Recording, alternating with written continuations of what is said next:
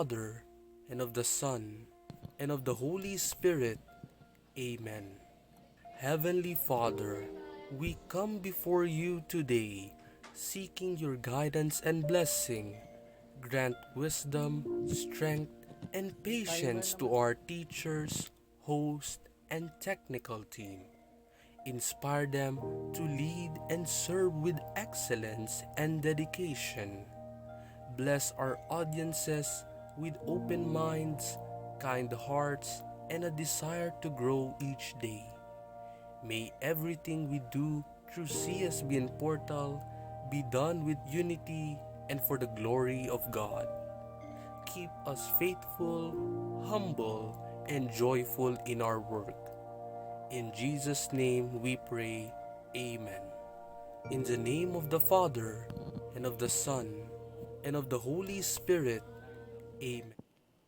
The grace, love, mercy, and peace of Christ Jesus be with you and all your loved ones. So, welcome to another program, the CSBN Portal. No, this is the 6th year already of our weekly digital or online program for all the learners of our school. No, and we are in the segment called Let God's Word Guide Us.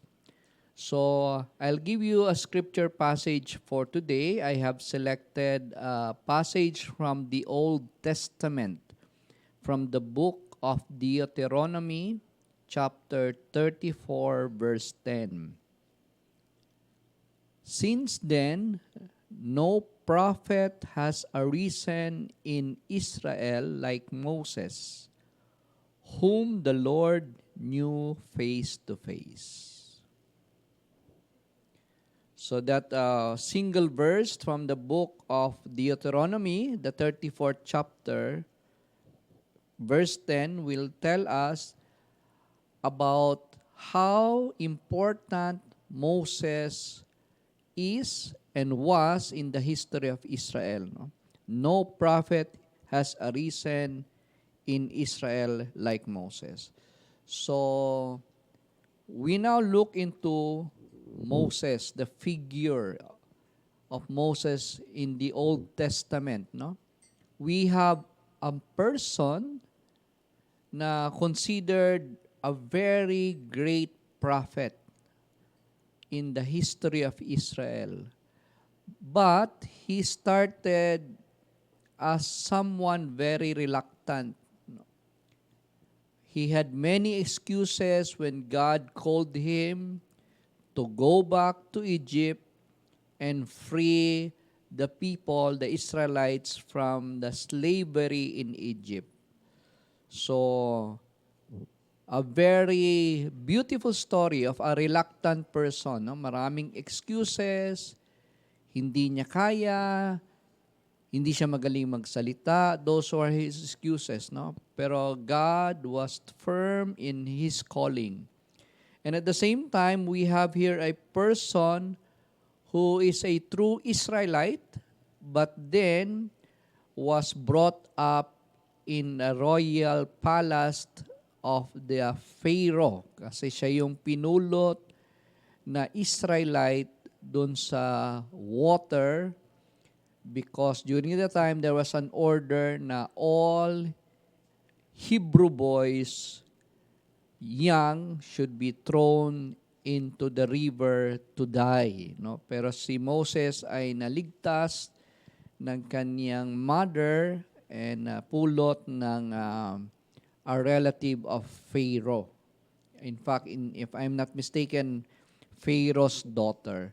So we have Moses na napakaganda ng kanyang story, chosen by God, reluctant at the beginning, but then because he had a special closeness with God, he obeyed, and he is an example of a person with good leadership skills, no? Nailabas niya yung mga Israelites from Egypt where they were being treated poorly as slaves, as workers, no? And it is through Moses, it was through Moses that the commandments of the Lord, Yahweh of Israel, was given, no? Yung 10 commandments, the Decalogue. So si Moses din po yun. Siya din yung Moses na very famous doon sa parting of the Red Sea. Yung mga miracles na nangyari during that time sa history of Israel, the 10 plagues of Israel, and maraming mga miracles that happened, of course, because of God's power, but through Moses. So, and yet, ang gusto ko dito is yung, gusto kong i-highlight as a very good example for all of us is yung special close connection ni God kay Moses and Moses with God.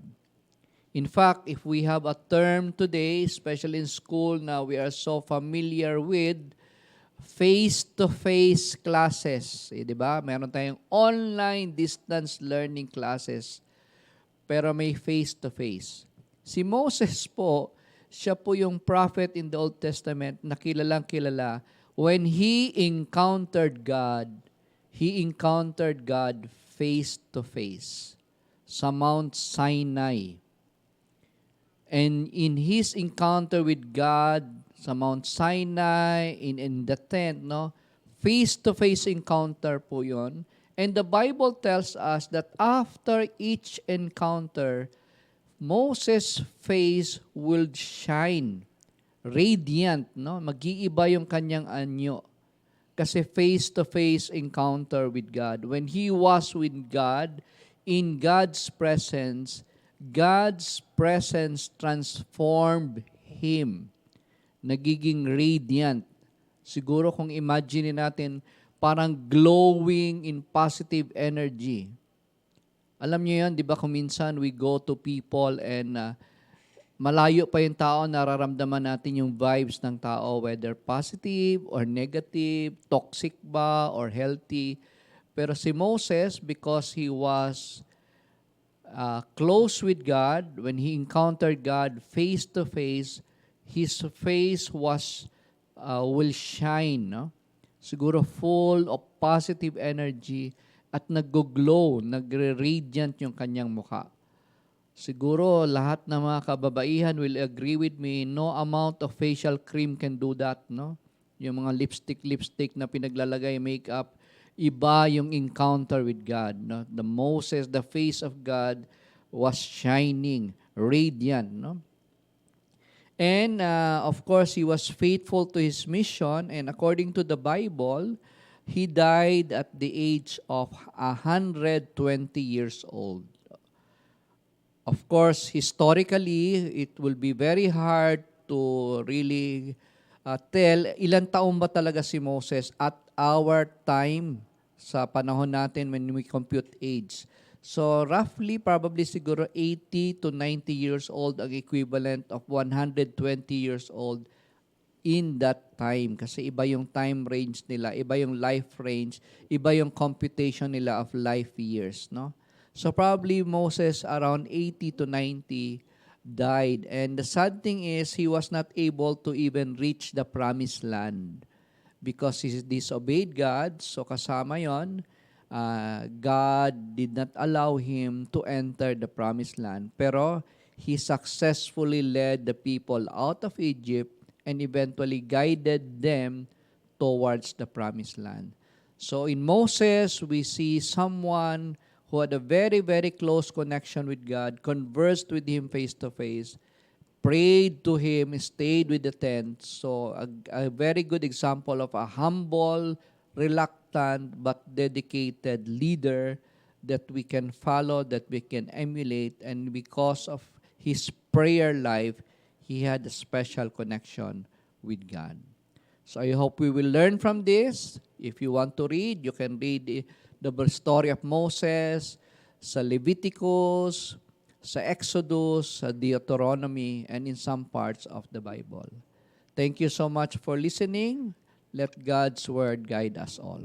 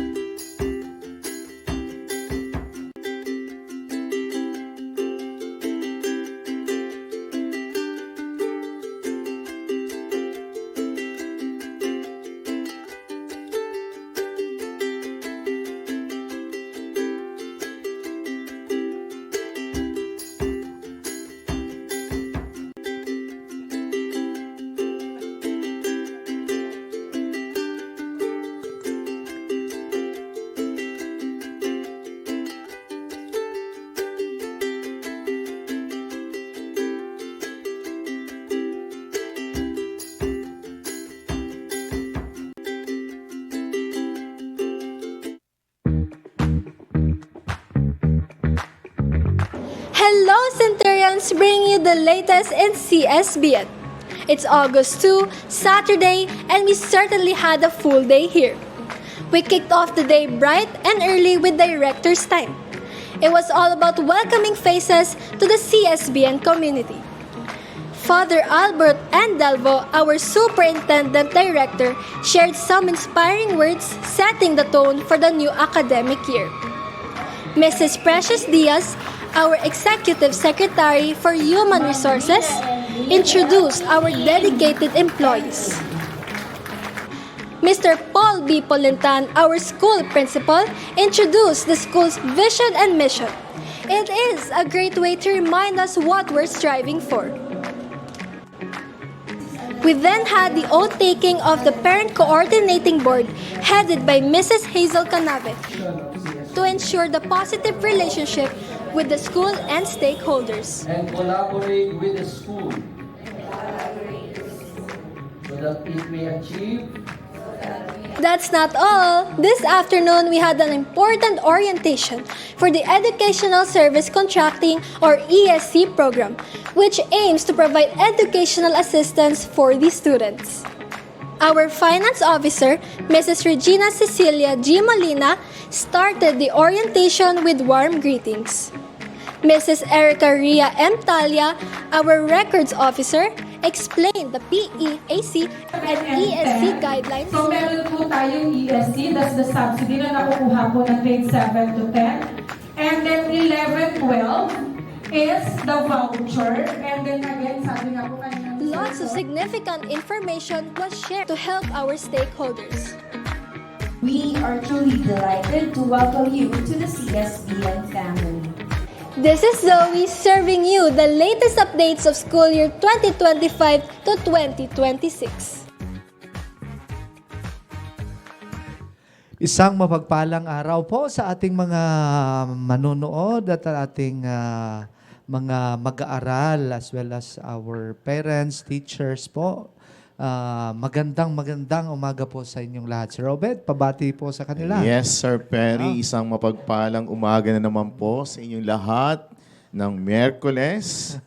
Okay. Yan. Welcome po tayo dito sa ating second episode, yung usapang pagpapahalaga. Ayan. Minsan Sir Robert, sa ating buhay ngayon, lalo na sa mga nangyayari, lalo na sa mga responsibilidad natin sa ating mga pinapasukang trabaho, sa bahay, sa komunidad, sa parish.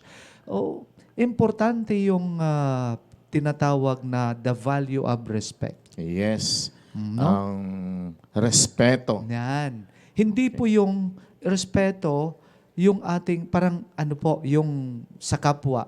Kung hindi, respeto muna sa sarili. Yes, kaya ang ating katanungan, essential questions po natin ay paano nagsisimula ang respeto sa sarili ba o sa kapwa? Ayun. Ang Ayan. ganda kayang malaman natin sa ating mga manunood po ngayon kung ano po yung inyong mga kasagutan doon sa aming katanungan ngayon, no? Opo. So, babasahin natin, Sir Robert. Sige po. Paano nagsisimula ang respeto? Sa Yan. sarili ba o sa kapwa? Ayan. Kaya napakaganda pong usapan ito dahil ito ay parte po ng isa sa doon po sa values to be developed ng ating yung matatag curriculum po natin sa DepEd. Yan, opo. Kaya nga, ito, respect means that you accept somebody for who they are, even when they're different from you or you don't agree with them. Kaya nga, ang respeto rin ay karapatan pang tao, no? At paggalang sa buhay at katauhan, kakayanan, paniniwala, kultura, at pag-aari ng iba. Ang ganda Oo. talaga ng banat mo, Sir Robert. Malalim na malalim po agad.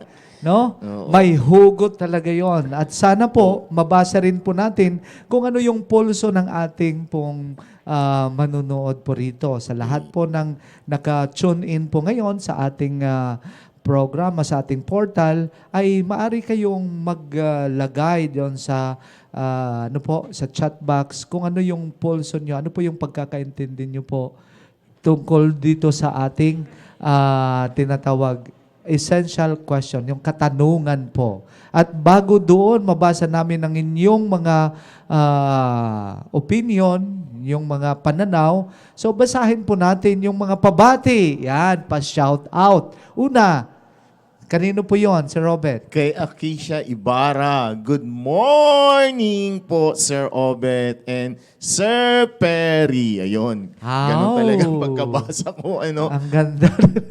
Tapos, pangalawa Kay ay... Valerie Gibara Cabrera. Maganda at Ayan. mapagpalang araw po, Sir Perry and Sir Obet. With Good. the heart. Yan, with the Ayan. heart yun, ha? Oh. At sabi naman ni Carolina Malayo, sa kapwa. Oy, Yun. tapos si Althea rin, Riz Esteras, sa kapwa rin. Okay, sa kapwa. Oh. Tapos Kay anong sabi ni... Darcel Earl Manzanero. Sa kapwa, sa paraan lamang ng paggamit ng po at opo. Okay. So, yan Okay. po yung sinasabi natin. Okay. Yung parang address natin po. Pero, minsan, yung ma-appreciate natin, yung kahalagahan ng, ano to, tawag niyan sa Tagalog, yung virtues, yung Oo. the value Virtud. of respect, no? Respeto. Dito, sa sarili po natin. Paano natin nire-respeto po yung ating sarili? Sa pamamagitan ng panindigan, una, yung inyong mga pangako. Okay. Di ba? So may isang salita ka. Yan, may isang salita. At yung salita mo ay lumalakad. Walk the talk. Walk the talk. Okay. Okay. So, lumalakad. Kaya si tama ba? Christine, ayan si Christine, Oo. ano ito, Ano? Hulipa o Julipa? Vilches Hulipa. Nagsisimula po ang respeto sa sarili natin. Yan. Dapat Correct. pahalagahan natin ang ating sarili. Igalang natin ang sarili para na natin kung paano respetuhin Diba? ang iba. Oh. Oh. Kasi, pag sabi niya, kasi yung mga ganito na lang. Una, kasuotan. Lalo na kung mga girls, di ba? Yes. Oo. Oo. Paano yung decorum, yung dress code? Pag Totoo pupunta yun. ka ng palengke, pag nagsisimba ka, pag pupunta ka sa mall, pag pupunta sa beach, dapat mayroon yung variations. Oo. Mayroon dapat mga ano bang klaseng kasuotan. Yes. Kasi mahirap din. Sasabihin, ako, parang ang tingin sa akin, hinuhubaran. Baka, tingnan mo yung sarili, baka ikaw rin yung nag-i-invite ng bakit ganun ang tingin sa'yo. Yes, Sir Oo. Perry. At Yan. sa kwento mo na yan, idagdag ko na lang, kahapon sa klase ko sa buong grade 9, 5 grade section 9, yun. shout out. Ini-invite ko po sila na manood sa Sabado ng basketball ng ating juniors, no? At ang Okay. makakalaro ng ating mga juniors ay ang ating ang defending champion na Xavier, no? At sabi ko nga sa kanila, isa sa mga binabanggit ko palagi na kung papasok kayo at mapunta kayo ng CSBN ay yung modest and decent na kasuutan. Okay. Oo, at tamang-tama, Sir Perry, yung binanggit mo. Kaya sabi ko sa kanila, may mga estudyante kasi na pagpasok nila dito, naka-tube, naka-spaghetti, naka-short, Yan. Oo. Ayun. Kung gusto mo mag-earn ng respect, siguro tingnan po natin yung ating sarili. No? Yan lang naman yon. Ang una, yung pananamit. Pangalawa, yung kilos. Pangatlo, yung pagsasalita mo. Salita. No? So, siguro tingnan po natin sa aspetong yan. Baka po, doon nami-miss out po natin, nakakalimutan natin. Opo. Ayan po. Kaya si Clyde Maverick, nagsisimula ang respeto sa sarili kapag marunong kang magpahalaga sa sarili, mas madali mong marerespeto ang iba. Ayan. So, anong ibig pong sabihin ni Clyde ng ganyan? So, ibig sabihin, i-practice mo muna doon sa sarili mo. Ibig sabihin, isabuhay mo muna. Sabi ko nga, tingnan natin yung ating kasuutan. Pangalawa, yung ating kilos. Pangatlo, yung ating mga salita. Pananalita. Pananalita. Kasi doon tayo nakikita, doon tayo nag-earn. Hindi po yun impose, kung hindi na-earn po na-earn, di ba? Yes. Nakukuha. Kung ano yung pananaw ng ibang tao, respeto kasi yon. Kaya iba po kasi. For example, isang concrete example na lang tayo, Sir Obet. Example dito, sabi ko sa estudyante ko, ito yung inano ko, hindi po ako maninita ng buhok ng estudyante ko kung ako mahaba yung buhok. Bakit? Tanungin mo. Una, nemo dat could not have it. You cannot give Yan. what you don't have. Yun po dapat, model mo na, maging model ka sa kanila. Yes. Yun yan, hindi ko sinilalahat pero yun po yung pinuportray ko. Kung gusto ko rin inaayos ko muna ang kasuotan ko bago ko magsita. Sir Perry, Kasi baka bumalik sa nagpagupit akin. na ako, Sir Perry. Oo, yun po yun. So, the challenge sa atin, yun po yung challenge pag nakaharap pa ka lalo na sa mga estudyante. Kasi mahirap po magbibitaw tayo nag-i-impose tayo, pero baka balikan po tayo. Yes. Oo, kasi mahirap ngayon. Hindi po yung mga matatalino po yung ating mga hindi po may estudyante. disregard yun, di ba? At Okay. yung inaanak mo, si Robert Charles, ay nagbanggit niyang kagabi sa akin. Aha. Oo, ikikwento ko na lang sa iyo after nito. At kung palalalimin ko rin, nung nabubuhay pa si Mother Teresa of Calcutta, nasabi niya yun, na we have to see Jesus in every person we meet every day in our life. No? Maganda yung pananaw mo, sir, Saan ka man, for example, sa bahay natin, kung si mami, si daddy, si mama at si papa ay nakikita natin na parang napaka-nugger, palagi nilang nakikita sa atin ay pagkakamali, ay minsan nawawalan tayo ng respeto sa kanila, nagbabang tayo ng door, So, yun yung challenge, Kung sa school naman yung pagtingin natin sa mga teachers natin ay na parang nawawala din yung respeto sa atin, na parang ganito, ganon. At alam mo naman nangyayari na, pinaka-latest ngayon, may mga principal na binarel, may teacher na binarel, Yeah. oo, mga ganon, So, yun yung challenge sa atin. Kasi nga, as creature of God, being the image and likeness of God, so, dapat nakikita rin talaga natin na yung kapwa natin, as an image of God, So, na, natin ang pinupunto mo, if I'm not mistaken, Sir Obet, yung witnessing is very important. Yes. Witnessing. So, yun po, dapat yung ating i-portray. Yan natin, isabuhay muna natin. Kasi yan yung minsan, yung moral ascendancy natin nawawala. Yung respeto sa atin ng ating kapwa, ng ating mag-aaral, yung ating co-employees. Kasi yun po yung kung hindi natin tinitingnan mo na yung ating sarili, huwag natin i-impose. At hindi mo maintindihan kung hindi mo mo nararanasan. Yan. totoo po yun. Okay, At sige. dahil dyan, Napaka- kami po ay magbabalik. Thank you.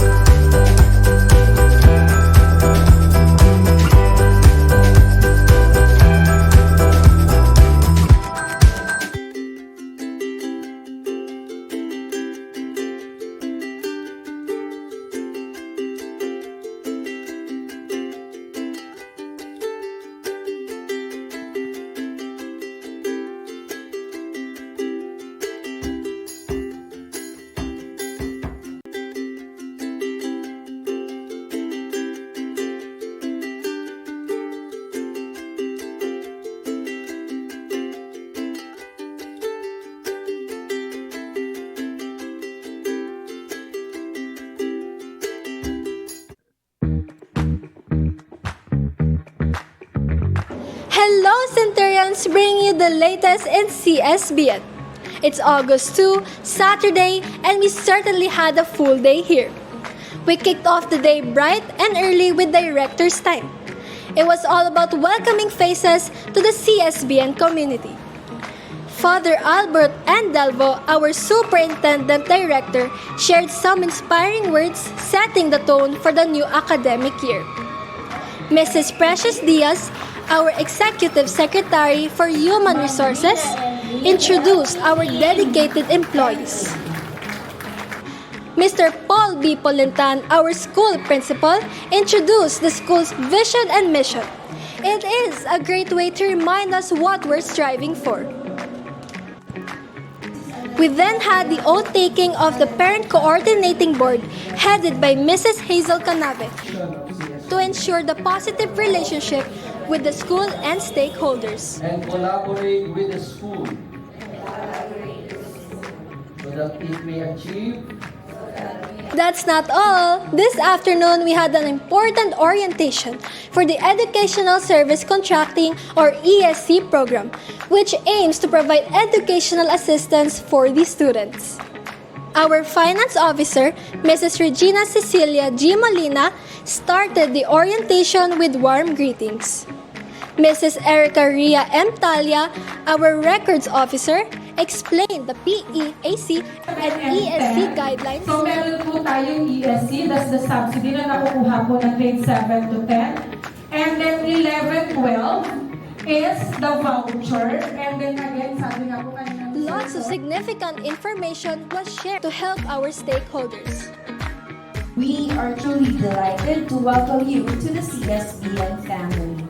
This is Zoe serving you the latest updates of school year 2025 to 2026. Good morning, and we're back sa ating third segment, ang matters that we need to ponder, where we pause, and it's time for us to reflect on questions that we often overlook, but this truly shape our lives and choices. At ngayon ay papaunlakan tayo ng isang bagong sabak sa ating CSBN portal. First time niya. Pero I'm sure he will share a lot of information about our topic today. And now let's all welcome Sir Vincent Elmo Ortiguera, Grade 5 Faith Mentor. Good morning, sir. Magandang umaga po. Ay, ayan, buksan niyo muna. Magandang umaga po. Okay. Ayan, magandang umaga. Sir, meron ka bang gustong batiin bago tayo mag-umpisa? Ayan, magandang umaga nga po pala sa lahat po ng mga nanonood. Hello po sa inyong lahat. Sa Grade 5 Faith, gusto niyo Ayan, po lalo na silang sa i-shout out? Grade 5 page, shout out po sa inyong lahat. Ayan. At gusto ko rin i-shout out, baka magtampo yung TL office. Ayan, si Ma'am Rio, si Ma'am Lynette, si Ma'am Hazel, at si Ma'am Charmaine. Ayan. Kasi kanina sinabihan nila ako, sir eh. So, handa ka na ba sa ating talakayan ngayong araw? Handa na po. Ayan, handang-handa na. Sige, so para sa unang tanong, sir, ano ang ibig sabihin ng pagkakakilanlan bilang isang Pilipino? Ayan, pag sinabi po natin pagkakakilanlan bilang isang Pilipino, ito po yung pag-unawa at pagtanggap sa ating sarili bilang isang mamamayan ng bansang Pilipinas. Siyempre, may mga paraan po para mapakita po natin yung pagkakakilanlan natin. Unang-una po dyan, siyempre, yung paggamit ng wika sa pakikipag-komunikasyon araw-araw. Yung pangalawa naman po, yung pag-aaral ng kasaysayan. Kaya kung mapapansin nyo po, meron po tayong asignatura na makabansa o yung araling panlipunan. Na kung saan dito po ay pinag-aaralan natin yung mga pinagmulan ng ating lugar, ang ating mga bayani, at kung ano yung mga naging ambag nila sa atin. Ganon din yung asignaturang Pilipino. Dito naman po, pinag-aaralan natin yung wika, kung ano ba yung tamang paggamit ng wika, ganun po. At pangatlo naman, syempre, yung pagmamahal sa sariling bayan. Ayan, katulad po ako mamaya, paano ko po ba mapapakita yon? Mamayang 7 p.m. po may laro yung Gilas Pilipinas. Ayan. So, suportahan. Sa panonood po ng laro na yun, mapapakita mo yung identidad mo bilang isang mamamayan ng bansang Pilipinas. At syempre, yung panghuli, yung pagsuporta sa ating mga produkto. Halimbawa, yung mga gawa po dito, yung mga palabas, ayan, yung mga gawang Pinoy. Pangalawa naman po, yung pakikinig ng mga musika o yung OPM. At pangatlo, yung pagsuporta ng mga produkto na nanggaling po dito sa Pilipinas. Yun. Sa pamamagitan yan, syempre, mapapakita nyo po yung pagkakakilanlan nyo bilang isang Pilipino. Okay. So, sir, yung pagkakakilanlan ba sa English ay identity, tama ba? Opo, Ayan. identity. So, yung kabuuang pagkatao natin bilang mga Pilipino. Opo. Ayan. So, salamat, sir. Ang dami mong nabanggit na paraan kung paano natin ipapakita yung ating pagkakakilanlan. Pero, syempre, sa panahon na yun, kailangan din nating sumabay sa galaw ng mundo o yung tinatawag nating globalization. So paano kaya nakakaapekto yung globalization sa pananaw ng ating mga kabataan, lalo na ng ating mga learners, tungkol sa sariling kultura at pagkakakilanlan din nila? Ayan, dahil nandito na nga po tayo ngayon sa 21st century, kumbaga, mas laganap na po yung paggamit ng social media at nung teknolohiya yan. Sa pamamagitan po ng globalisasyon, halimbawa, yung panonood po natin ng K-drama, yan sa Netflix, yung mga Hollywood. Siyempre, yan, bawa, gumagamit po tayo ng social media. Hindi naman lahat po ng content na nakikita po natin dyan ay gawang Pinoy. Kaya siyempre, nakaka-apekto po ito sa atin. Halimbawa po, yung sinabi ko po kanina, yung sa K-drama, kapag nanonood po yung mga kabataan, pwede pong maapektuhan yung kanilang panlasa, yung pananamit po nila, pagsasalita, yan. Kaya kung mapapansin niyo po yung mga kabataan ngayon, di ba, yung pananamit nila, mga Korean, yan, para mga K-pop, ganun din yung mga buhok nila. Ginagaya po nila yung mga opa. Kanya, yun. Nakaka-apekto po yun sa atin. Pero syempre, sa kabilang banda, nagkakaroon din naman tayo ng bukas na kaalaman at nakakadagdag din ito sa ating edukasyon bilang isang Pilipino. Okay. So kumbaga nahahaluan din ng mga influences yung ating identidad o yung ating identity, tama po ba? Opo. Oo. Pero sa inyong palagay, sir, paano, dahil nga ang daming influences na pwedeng makuha ng mga kabataan ngayon, yung traditional na kultura natin at yung mga nakikita din nila sa iba't ibang kumbaga yung iba't ibang media, social media, yung mga films, mga music, paano kaya natin mapapanatili yung paggalang sa iba't ibang kultura habang pinapalago pa rin yung ating sariling tradisyon? Paano natin yun i-compromise yung dalawang aspektong iyon? Ayan, syempre para mapakita po natin, para mapanatili po natin yung paggalang sa ibang kultura habang pinapalago yung sarili nating tradisyon, mas mahalagang maunawaan po natin yung kultura nila. Yan, pag-aralan po natin. Halimbawa nga po, di ba, nabanggit ko po kanina, mahilig po ako manood ng basketball. Yan, meron po nakakalaban paminsan-minsan yung Pilipinas, yung New Zealand, na kung saan bago po sila magtanghal ng kanilang basketball, mayroon po silang ginagawa yung tinatawag na haka. Kumbaga sa tradisyon nila, ang paniniwala po kasi nila, pag ginawa daw po nila yun, parang lalakas daw po sila, tapos haharap po sila sa mga kalaban. Ang gagawin nila para silang, may mga facial expression pa po sila na ginagawa. Pero syempre, pag hindi ka po sanay doon, pwedeng sa una matawa ka. Pero kaya mahalagang pag-aralan natin para maunawaan natin kung bakit ba nila ito ginagawa. At syempre, para galangin din natin kung ano yung, bakit ba nila, kumbaga kultura nila yun para magalang po natin. Tama. So, kailangan din may, katulad ng topic kanina sa first and second segment, kailangan nating ipakita yung paggalang sa iba't ibang kultura. Hindi lang sa atin, kundi sa iba't ibang kultura na pwede nating makasalamuha, ibang tao na pwede nating makasalamuha dahil may sarili-sarili din silang pagkakakilanlan. Okay. So bago tayo dumako, sir, sa pang-apat na tanong natin, gusto mo bang batiin ang mga bumabate? Parang baka magalit sila sa atin pag hindi mo binati. Ayan, binabati ko nga po pala si Skyra George Garcia. Sir Elmo, pa-shoutout po. Charity. Ayan, hello po sa Six Charity. Pangalawa naman po si Ayesha Herbilla. Sir Elmo Ortiga, shoutout Grade 5 Hope. Ayan, hello anak. At next, ayan, yung president ko po si Rio. Sir, pa-shoutout po. Ayan, nagre-request po sila kahapon. Oo. Ayan, hi Rio. Nakilala ko siya dahil nag-sub ako sa kanila. Ayan, hello. Ayan, so ngayon sir, yung pang-apat nating tanong. Ano ang maaaring mangyari sa pambansang pagkakaisa kung hindi natin kikilalanin at pahahalagahan ang ating sariling kultura? Ayan, kung hindi po natin papahalaga ng sarili nating kultura, maaring mawala po yung pagkakaisa natin bilang bansa. Kaya kung mapapansin nyo po, meron po tayong asignatura sa physical education. Meron po ditong topic na kung saan meron po yung palarong Pinoy. Yan, di ba? Kasi yung mga bata ngayon, nung tinanong ko nga po sila, familiar po ba kayo sa mga laro na ito? Nabanggit po ako, halimbawa ma'am, yung tumbang preso, yung patintero, iilan na lang po yung may alam. Tapos yung nag-follow up question ako, sabi ko, ano po ba yung mga alam yung laro? Sabi nila yung mga Roblox, yung mga ML. Red light, green tapos light, yung- mga Squid yan, Game. mga ganyan po. Oo. Tapos ma'am, yung Grow a Garden. Oo, yan. Online Yan po yung game. favorite nila. Oh, sir. Oh, tapos. Sige, tuloy mo, Kaya sir. siyempre sa pamamagitan, Sorry, sa pamamagitan tuloy po mo, na- sir. Sa pamamagitan po ng paglalaro ng to, kumbaga yung kultura natin, hindi siya mawawala. Ganon din kapag may mga piyesta, makilahok tayo. Kumbaga dapat hindi natin ito pinapalagpas. Yung simpleng pakikilahok, mapapakita natin yung pagpapahalaga sa ating kultura. Oo, hindi naman ibig sabihin na na-enjoy natin yung iba't ibang iba't ibang gawain, yung musika ng iba't ibang kultura, parang kakalimutan na natin yung ating kultura, 'di ba? So kailangan may balanse kumbaga. Oo. So, yan, sir. So ngayon, meron tayo sir segment dito sa ating third segment ulit. Ang daming segments. Okay, so meron tayong parte dito ng tinatawag nating fact or myth. Handa ka na ba? Handa na po. Medyo mahirap tong mga tanong na to. Hindi, joke lang.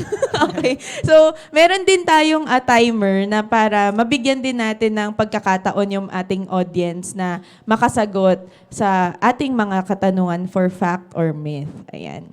Sige, so unang fact or myth. Ang wika ay isang mahalagang bahagi ng ating pagkakakilanlan bilang Pilipino. Hintayin natin, sir, sumagot sila. At, pwede kayong magbasa ng ilang mga kasagutan ng ating mga learners. Yan. So makikita natin ang timer sa lower left. Ayan, sir, sige. Ayan, may mga nagsabi ng fact. Yan po, ang sagot po dyan ay katotohanan. Dahil mahalaga po yung wika, dahil dito po tayo nakikilala. Kumbaga, yung identidad natin, yung kultura natin, nagagamit natin ito sa ating pang-araw-araw na pakikipagkomunikasyon. Kaya yan po ay katotohanan. Tama, isang fact. So katulad ng nasabi ni Sir Elmer nga last time, mas maganda yung ginagamit natin yung ating sariling wika para mas pahayag natin ng mas maayos at mas malinaw yung ating mga nararamdaman at ang ating saloobin. Do you agree, sir? Yes po. Okay. Agree. Ayan. Salamat, Sir Elmo. At ang sunod naman, ang pakikipag-ugnayan sa iba't ibang kultura ay nakadaragdag ng kaalaman at pagpapalawak ng pananaw.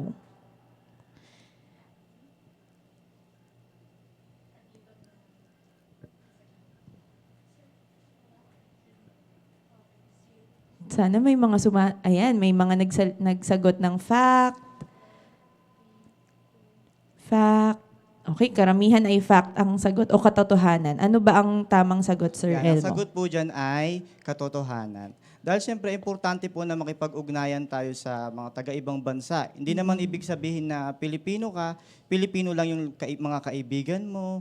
Dapat nakikipag-ugnayan ka pa din sa kanila para madagdagan din yung kaalaman mo bilang isang tao, bilang isang Pilipino.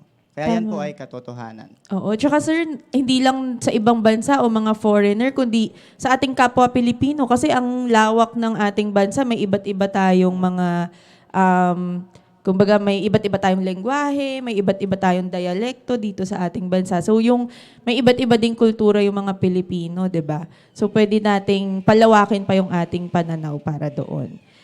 At ang huling katanungan, sir, fact or myth? Kapag gumamit ng banyagang wika, ibig sabihin ay hindi na mahal ang sariling wika. Naku, natamaan ako dito bilang English teacher. Sana hindi. Sana hindi ito fact. Ayan, fact. Okay. Maraming nagsabi. Ayan, sir. Yan, ang sagot po dyan ay gawa-gawa. Hindi naman po kasi ibig sabihin na gumamit ka ng ibang wika, hindi mo na mahal yung wika mo. Kasi may mga pagkakataon po talaga na kailangan po natin mag-adjust. Halimbawa, pumunta ka ng ibang bansa, may naka-encounter o may nakasalamuha ka halimbawa na taga-China. Siyempre, gagamitin nyo yung second language nyo, yun yung English. Kumbaga, hindi mo naman pwedeng ipilit sa sarili mo na, ay, kapag gumamit ako ng English, parang di ko na mahal yung bansa ko. Kumbaga ipipilit mo, di kayo magkakaintindihan. Kaya gagamit ka ng second language yung English. Kasi paminsan-minsan, may mga pagkakataon po talaga na nagagamit po natin ito. Lalo na po sa trabaho, di ba? May mga trabaho din po minsan na English policy, ganyan. Lalo na, o kaya naman sa asignaturang English. Di ba? Minsan kailangan pag nagre-recitation kayo, sumasagot ka ng English. Kaya Tama. yan po ay gawa-gawa. Oo, bilang English teacher, mahal ko po ang aking bansa. Ayan, so tama, sabi ni Sir Elmo, myth ito. So, kailangan kumbaga alamin natin kung kailan natin gagamitin siya, depende sa pangangailangan. Ayan, salamat Sir Elmo sa lahat ng mga naibahagi mong kaalaman sa atin ngayong araw. Gusto mo bang batiin ang ating star sender? Ayan, binabati ko nga po pala ang ating star sender na si Ma'am Valerie Gibera Cabrera. Hello po sa inyo, ma'am. Salamat po. Salamat po. Ayan. So dito nagtatapos, sir, ang ating matters that we need to ponder. Muli maraming salamat sa pagpapaunlak sa amin. Ayan, maraming salamat din po. Salamat at magbabalik po kami. Paalam.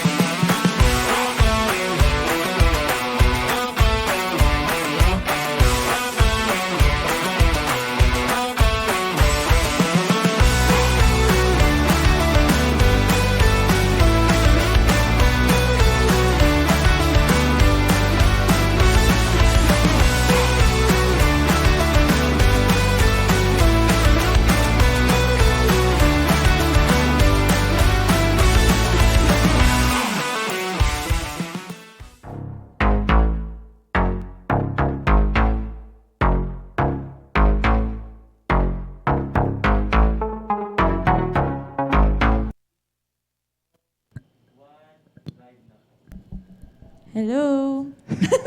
Hi. Iniiwan talaga ako lagi nung Ikaw yung kasama dapat, ko. ano? Hello. Ikaw. Tama. Hi. Pag sabi ng hello, kami hi. Ganun po ba, sir? Oh, sige, next time, alam ko na. Okay.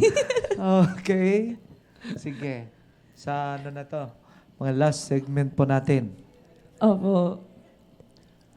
Okay, so anong inaabangan ng ating mga viewers po ngayon? Yung mga siguro yung mga important announcements na mari nating banggitin at yung mga ating mga sponsors. Yan. Yung chips. Ano yung chips yan? Kangkong Original chips. kangkong chips. Yan. Yes. Original kangkong chips. Tapos, pangalawa, aside from may mga business po, pangalawa, ang ating registrar po ay mayroong nagpapasabi po sa lahat po ng mga unclaimed, mga lost and found, lalo na po yung may mga pagkain, mga baonan, nandito po sa registrar's office. Paikikuha na po sa mga magulang, baka wala nang pong baonan ng anak nyo, baka nandito po yon sa registrar's office. Training din po yan, no? Ayan. Kaya, parents and guardians, kindly train yung mga anak po ninyo, yung mga binabantayan yung mga ipinagkatiwala sa inyong relative na dapat nasasanay sila na alagaan yung kanilang gamit, no? In English, ma'am, ano paano yun? Ay, ano po? Sorry, To take pinabasa ko care yung of tinatay. your belongings. Yes. Okay. Sorry, Sir Paul. Para hindi mawala. Nakatutok na si Ma'am, ano? Sa mga announcements, no? So, can you read, Sorry. ano ba yung mga exam na tuloy? Announcement Mga natin for announcements, next week. important announcements. po Ayan, natin. so next week po, Sir Paul, Sir Perry, yung scheduled periodical examination week natin ay mangyayari sa August 18, 20, and 22. Yung meron po kasi tayong mga araw na walang pasok dahil sa Yes. holidays. 18, Sa Monday. 19 po, August 19, dahil QC Day. Oh, tas 20 na. 20 Apo. Wednesday and then 22 Friday. 22 Friday. Yan. Monday, MWF. Wednesday, Friday ang ating exam. Tapos, sabi ng ating finance officer Yung na, statement of accounts po ay na-release na sa mga Ah. advisors and mentors. Ito po yung mga those who are capable of taking the exam at saka yung iba na meron pang obligation Yeah. sa accounting. Okay? And then on August 15, we will have, Sir Perry, a very good celebration of the Holy Eucharist to be presided by Bishop Roberto Gaa. yun po yung ating Yan. RCBNES Mass of the Holy Spirit. Mass of the Holy Yan. Spirit at 9 o'clock 9 in the o'clock. morning sa San Bartolome de Novaliches Parish Yan. Church. Okay. Tama. From grade 10 po ang ating Sponsor. representatives po Representatives. dito. Yes, and of course, ito kailangan ito ang mag-announce ito kasi taga dito to sa parish. Oh, No? parang Anong meron sa PPC August 24? Secretary to. PPC Yes. Secretary ng San Parish Bartolome. Pastoral Council Secretary. Secretary. Okay, anong meron sa August 24? Yes. So, meron po tayo. Ang pinakahihintay nating piyesta ni San Bartolome na mangyayari sa August 24. At mayroon din po mga kaganapan at mga gawain sa August 23. So, Saturday and Sunday, marami po tayong nakahandang mga activities, festivities para sa ating piyesta ni San Bartolome. So, pwede nyo pong tingnan ang sorry sir, magpa-plug na rin ako Sige, ang go ahead. San Bartolome Novaliches Parish na page natin sa Facebook. Okay. Sir Perry, gusto kong i-test itong si Mami. Tingnan nga Yan. ni Ma'am kung alam niya. What is so special kay San Bartolome? Sige nga, Ma'am. At bakit siya naging patron natin? Sige. Yes, sir. So, si San Bartolome po kasi ay unang-una kinoconsider natin siyang martyr. So, pag sinabi po nating martyr, he did not give up his faith para lang po sumunod, kumbaga, sa social pressures nung panahon nila. So, he was, may dalawa po kasing kwento doon kung paano siya in-execute para Tinorture ba yun? Oh. Yeah. Ayan. So, kung paano po siya in-execute in kapalit sa kanyang faith para, kumbaga, talikuran niya ang kanyang pagiging Katoliko. So, yung dalawang kwento doon ay binitin po siya. Sorry. Pwede po ba yung sabihin? Okay, basta Yun. So, basta he gave up his merong life. meron Mga pong mga kaganapan sa buhay niya na sa tingin ko, hindi natin yun makakaya. Pero siya nakaya niya dahil pinanindigan niya ang kanyang pananampalataya kay Kristo. Ayan. Right. So, I think that's special about San Bartolome Oh, dahil may iba talaga na parang, sige, dahil sa comfort ko or sa convenience ko, ipagpapalit ko kung anong gusto nyo. Pero siya, pinanindigan niya ginalang niya yung kanyang pananampalataya. Ayan. At talagang Kasi, pinaglaban niya ito. Na-encounter na si Jesus. Okay, yan. Sige. So, maingat si Ma'am Pat sa mga words na baka tama. maging violent, kaya bumubulong-bulong siya kung pwede ba itong sabihin. So anyway, si Saint Bartolome offered his life and considered siya martyr and one of the apostles po siya. Okay? Yan. Yes. Now, we would like to announce for our mga viewers natin and mga fans and supporters ng ating mga The Green Centurions. This will be the games sa Sabado po. Pakibasa, Sir Perry. Sa August 16, Saturday, mayroon pong laro ang ating mga midgets basketball, si Green Centurions versus Good Shepherd. Yan. Anong oras yun, sir? Sa 2:30 ng hapon, 2:30 Wow. p.m. po. Yes, and then ang susunod ay meron din 4 o'clock. Sino naman ang kalaro ng ating mga Green Centurions na junior basketball team? Yun yung mga sa taga St. Francis Xavier Catholic School. Yung defending champion niya, yun yung kalaro ng ating Green Centurions. Wow, very 4 exciting. p.m. At ang venue niyan ay Dito po sa CSBN gym po natin. yes. And then meron dito ay mga lady centurions at mga girl centurion volleyball players. Meron din silang laro at 10 o'clock. Ang kalaro nila ay Ina ng Buhay. At yung ating lady centurion naman ay Blessed Sacrament. Junior, ang laro nila ay gaganapin saan, Ma'am Pat? Sa GSCS gym. Sa Good Shepherd po. Cathedral. Okay. Cathedral So, School. yung 11 mga a.m. Fans, supporters, and mga sumusunod sa ating mga Green Centurions. And to all our Green Centurions, we wish you all the best and good luck. Be good sa inyong paglalaro. Ayun. Ayan, may pa-shoutout pa tayo dito. Yes.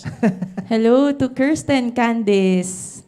Yan. Hello. Pa-shout out po, Sir Paul, Ma'am Yeah. Pat, and Sir Perry. Yan. Okay, Okay, then galing. meron pang magandang buhay, ikalawang baitang. Galing kay Marjorie Panoga Reyes. wow, yan. Talaga naman. Tapos, meron ka bang napansin, Sir Perry, sa ibabaw ng head ni Ma'am Pat kung may ano meron dyan? Yan. Nandito po tayo. Nakikita nyo, mayroon logo na rin po ng Radyo Maria. Tapos yung image mismo ng Queen of Radyo Maria. Yan. Yes.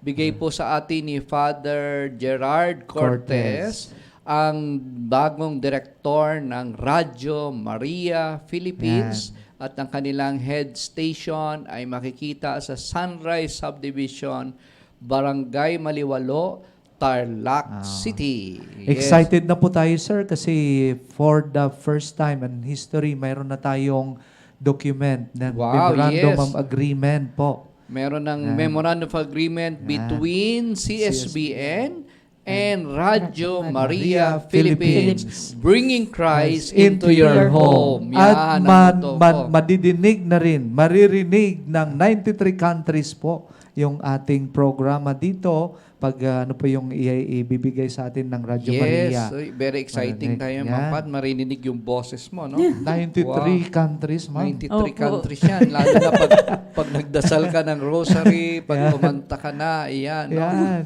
So, pag nagustuhan pa na, it may be translated into other languages. Yan. Dito lang po yan sa CSBN, the CSBN portal, in collaboration and partnership with Radyo Maria Philippines. Ano nga yan, Sir Perry? Bringing Christ into your home. Yan. Tapos tayo din, no? Nakapartner nila ang CSBN, Nung- forming disciples Disciples. to be good and productive leaders. Yan. Meron din tayong motto, Ma'am Pat, di ba? Yan. Galing. Okay. And then sabi ni Aisa Blo Canoy, Ma'am Pat, pakibasa. Happy Wednesday from grade 1 St. Benedict A.M. Wow, Hello yes. po. Galing.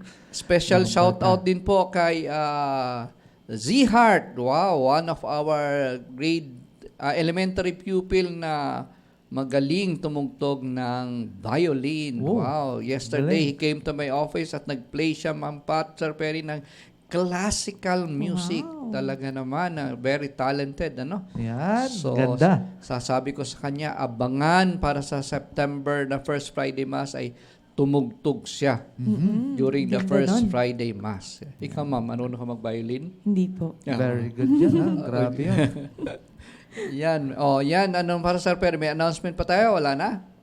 Okay, yung mga nabanggit na po natin yung mga mahalagang announcement po, Sir Paul. Oh, palakpakan muna At- natin ang ating mga directress. Yan, Grabe, oh. no? Sila Ma'am Char, si Sir EJ, at lalo-lalo na yung pinaka-busy nating si Ma'am Charmaine Charmaine. Rasonado. Thank Okay. you po. Sige, kakanta na si Ma'am Pat. Sir Perry, go.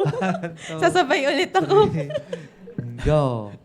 In omnibus amare, in omnibus servire, in omnibus amare et servire, Domino, in everything love and serve the Lord.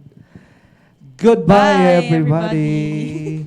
In the name of the Father, and of the Son, and of the Holy Spirit.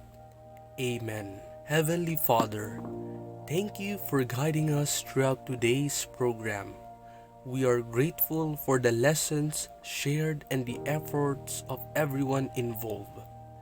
Help us apply what we have learned in today's CSBN Portal program. Everything we learned today, we offer to you for the glory of God. Amen. In the name of the Father, and of the Son, and of the Holy Spirit.